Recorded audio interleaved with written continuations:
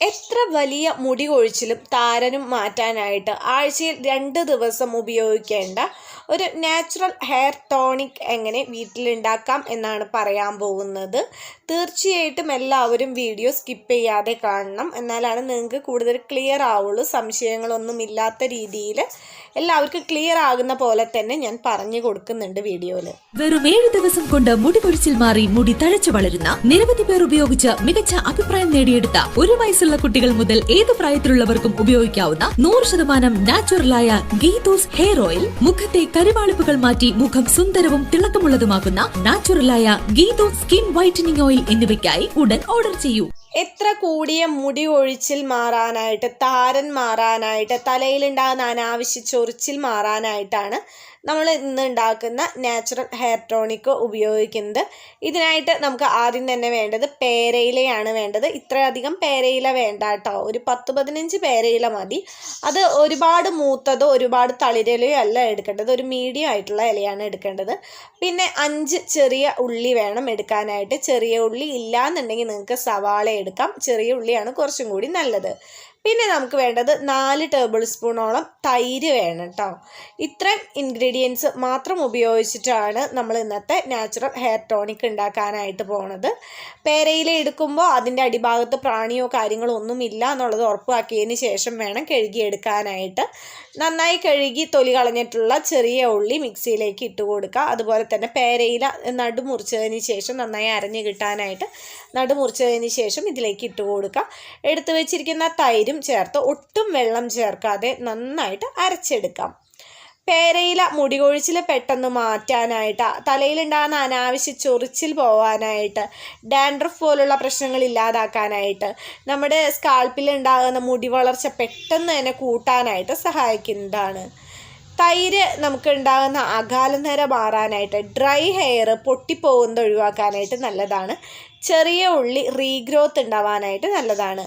കണ്ടോ, ഇതുപോലെ നല്ല പേസ്റ്റ് പോലെ അടിഞ്ഞു കിട്ടും നമ്മളുടെ പാക്ക്. ഇനി നമ്മൾ ചെയ്യേണ്ടത് എന്താ വെച്ച് കഴിഞ്ഞിട്ടുണ്ടെങ്കിൽ, ഒരു തുണി എടുത്ത് ഇതിലേക്ക് അരിച്ച് വേണം ഉപയോഗിക്കാനായിട്ട്. അതല്ലാന്നുണ്ടെങ്കിൽ നമ്മുടെ സ്കാൾപ്പിൽ നിന്നും ഹെയറിൽ നിന്നും ഈ ഒരു പാക്ക് കഴുകി കളയാനായിട്ട് ഇച്ചിരി പാടാണ്. അതുകൊണ്ട് ഇങ്ങനെയുള്ള പാക്കും കാര്യങ്ങളും ചെയ്യുമ്പോൾ ഒരു തുണി ഉപയോഗിച്ച് അരിച്ച് അതിൻ്റെ ജ്യൂസ് മാത്രമായിട്ടാണ് ഉപയോഗിക്കേണ്ടത്. ഇത് മെയിനായിട്ട് നമ്മുടെ സ്കാൾപ്പിലാണ് തേച്ച് കൊടുക്കേണ്ടത്. ഹെയറിൽ അപ്ലൈ ചെയ്താലും കുഴപ്പമില്ല, നമുക്ക് മെയിനായിട്ട് വേണ്ടത് സ്കാൾപ്പിലാണ് വേണ്ടത്. ഇത് വെച്ച് നന്നായി മസാജ് ചെയ്ത് കൊടുക്കുക. ഒരു അരമണിക്കൂറിന് ശേഷം നമുക്ക് കഴുകിക്കളയാം. കഴുകിക്കളയുമ്പോൾ ഷാമ്പു ഉപയോഗിക്കാതിരിക്കാൻ പ്രത്യേകം ശ്രദ്ധിക്കണം. ഷാമ്പു ഉപയോഗിച്ച് കഴിഞ്ഞിട്ടുണ്ടെങ്കിൽ നമ്മൾ ചെയ്യുന്നതിൻ്റെ ഗുണം കിട്ടത്തില്ല കേട്ടോ. ഇത് കുട്ടികൾക്കായാലും ചെയ്യാവുന്നതാണ്. കുഞ്ഞു മക്കൾക്കൊക്കെ ആണെന്നുണ്ടെങ്കിൽ അരമണിക്കൂർ ചെയ്യരുത്, 5 മിനിറ്റ് ഉള്ളിൽ തന്നെ കഴുകിക്കളയണം, അല്ലെങ്കിൽ അവർക്ക് കോൾഡ് വരാനായിട്ടുള്ള സാധ്യതയുണ്ട്. ഇപ്പോൾ കുഞ്ഞു മക്കൾക്കൊക്കെ ആണെന്നുണ്ടെങ്കിലും താരനൊക്കെ വരാനായിട്ടുള്ള സാധ്യതയുണ്ട്. അപ്പോൾ അത്തരത്തിലുള്ള താരനൊക്കെ, എത്ര കൂടിയ താരനാണെന്നുണ്ടെങ്കിലും ഈ ഒരു നാച്ചുറൽ ഹെയർ ടോണിക് ഉപയോഗിച്ച് കഴിഞ്ഞിട്ടുണ്ടെങ്കിൽ പെട്ടെന്ന് തന്നെ മാറ്റാവുന്നതാണ്.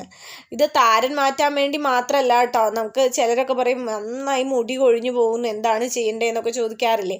അങ്ങനെയുള്ളവർക്കൊക്കെയും ഈ ഒരു സംഭവം ഉപയോഗിക്കുകയാണെന്നുണ്ടെങ്കിൽ പെട്ടെന്ന് തന്നെ മുടി കൊഴിച്ചിലൊക്കെ മാറ്റാനായിട്ട് പറ്റും കേട്ടോ. ഇതുപോലെ വകച്ചിലെടുത്തിട്ട് വേണം നമ്മൾ ഇത് അപ്ലൈ ചെയ്യാനായിട്ട്. ഒരു പഞ്ഞിയിലാണ് ഞാനിത് മുക്കിയിട്ട് അപ്ലൈ ചെയ്യുന്നത്. കൈ വെച്ച് ഉപയോഗിക്കുന്നേക്കാളും കുറച്ചും കൂടി ഈസി ആയിട്ട് ഇതേപോലെ കോട്ടൺ എടുത്തിട്ട് ആ നീരിൽ മുക്കിയിട്ട് സ്കാൾപ്പിൽ അപ്ലൈ ചെയ്യുക, അതാണ് കുറച്ചും കൂടി ഈസി ആയിട്ട് എനിക്ക് തോന്നിയത്.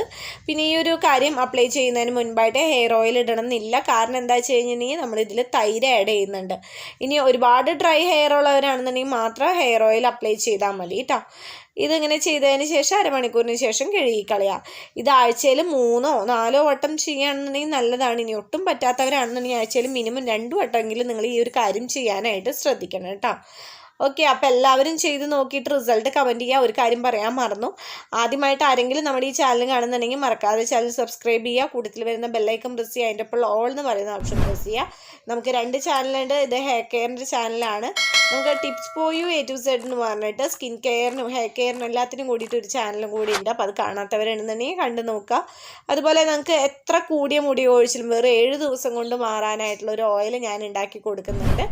അതുപോലെ 1 മാസമാണ് നമുക്കത് ഉപയോഗിക്കാം. ഉപയോഗിക്കേണ്ടത് നീളം വെക്കാനായിട്ട്, റീഗ്രോത്ത് ഉണ്ടാവാനായിട്ടൊക്കെ നല്ലതാണ്.